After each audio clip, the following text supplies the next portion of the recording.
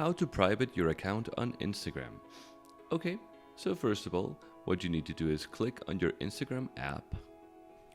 Once you're here, what you need to do is click on the bottom right to go to your profile page. Now, once you're here, click on these three lines on the top right.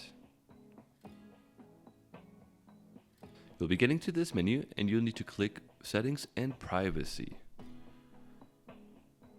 Okay, here you need to scroll down to the Who Can See Your Content section. Now here, you'll be clicking on the Account Privacy button. Okay, now once you're here, this is most likely deactivated, just like mine. So what you want to do is click on this button here, and once it turns blue, you'll know your account is now private. Okay, now you have the option of reviewing your followers.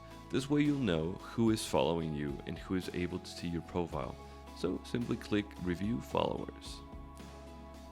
Perfect, you'll now see this list where you can see all the people following you.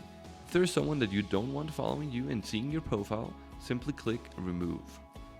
And perfect, that's how you private your account on Instagram. If this video was helpful, please consider liking the video and subscribing.